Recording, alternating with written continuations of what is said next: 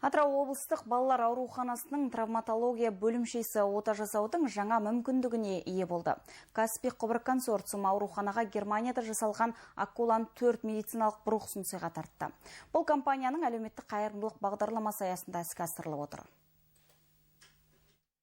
Каспий құбыр консорциумы қазақстандық мұнайды тымық аумақ арқылы транзитпен экспорттау мақсатында құрылған жобалардың бірі. Қазіргі таңда халықаралық консорциум әлеуметтік осал топтарға, оның ішінде мүгедектер мен балаларға тұрақты көмек көрсетеді.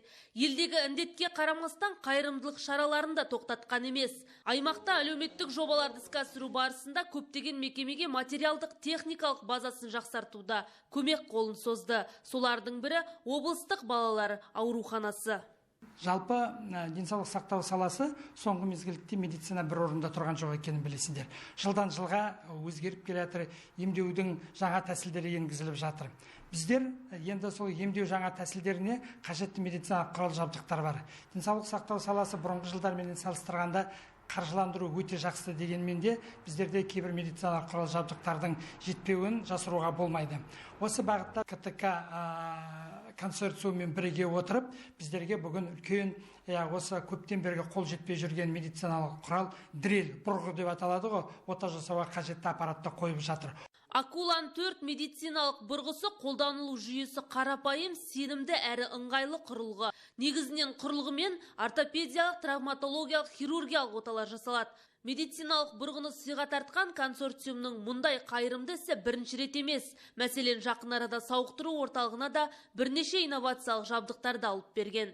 Оның қатарында психолог, дефектолог кабинетіне арналған үстел, логопедтік жиынтықтар, эрготерапияға арналған оңалту жиынтықтар және ұсақ моториканы дамытатын құралдар бар. 2020 жылдан бері біз осы КТК үлкен жақсы компаниямен жұмыс жасаймыз.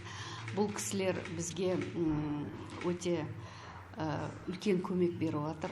Особенно осы западный регион Атырауда, осы біздің центрға, реабилитационный центрға бірінші инновационное оборудование Биокинект деген, это биологическая обратная связь, сондай оборудование алып берді. Атырау облысының әлеуметтік экономикалық даму стратегиясындағы басым бағыттардың бірі ана мен бала денсаулығы, ал өңірдің денсаулық саласына, оның ішінде балалар саулығына айтарлықтай үлес қосушылардың бірегейі Каспий құбыр консорциумы. Мекеме соңғы 10 жылдың ішінде өңірдегі мектеп, балабақша, ауруханалардың құрылысын қайта салуға 11 миллиард теңге қаржы бөлген. Алдағы уақытта да мұндай игі бастамаларын жалғастыра бермек.